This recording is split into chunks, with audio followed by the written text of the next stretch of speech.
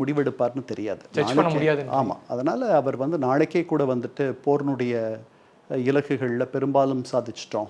இந்த யுரேனியம், செறிவூட்டப்பட்ட யுரேனியம் பூமிக்கு கீழே இருக்குது, அது அவர்களும் எடுக்க முடியாது, இப்போதைக்கு எங்களாலையும் தொட முடியாது, ஆனால் அதை எப்படியாவது கைப்பற்றிடுவோம், அதை உங்ககிட்ட நான் சொல்ல வேண்டிய அவசியம் இல்லை, எப்படி பண்ணுவோம் அப்படின்ட்டு அது எனக்குள்ளேயே ரகசியமாக இருக்கும். இதை ஒரு முடிவுக்கு அவர் வேகமாக கொண்டு வரலாம். ஆனால் அதே நேரத்தில் அவர் பரவாயில்ல, இது முதல்ல இந்த போரை தொடங்கும் பொழுதே நான் சொன்னேன், அவர் ஒரு சூதாட்டத்தில் இறங்கியிருக்கார். இந்த போரில் அவர் வெற்றி கண்டு, ஈரானை வெற்றி கொண்டு அவர் ஈரானை பணிய வச்சுட்டார்னா, அமெரிக்க அதிபர்கள் வரலாற்றில் மற்ற அதிபர்கள் செய்ய முடியாததை அவர் செய்து விட்டார்னு ஒரு பெரிய இடத்துக்கு போயிடுவார். ஏன்னா அவரை சுற்றி இருக்கிறது மொத்தமும் எதிர்ப்பு தான்.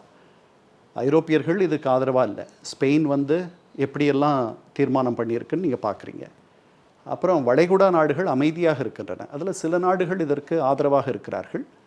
எல்லாரும் ஒரு வகையில் ஆதரவாக இருக்காங்க, ஆனால் வெளிப்படையாக பெரிய ஆதரவோ அதை அவர்கள் தரா மாதிரி இல்லை. மற்ற நாடுகள் எல்லாம் வாய்மூடி மௌனியாக இருக்கின்றன. அமெரிக்கா உள்ளேயே இதற்கு ஆதரவு ரொம்ப குறைஞ்சிட்டு வருது. ஏற்கனவே 13 வீரர்கள் இறந்துட்டாங்க. இது தரைப்படை முற்றுகை இல்லாமலேயே, தரைப்படை படையெடுப்பு இல்லாமலேயே இது நடந்திருக்கு. அது நடந்து GT Holidays, South India's #1 travel brand.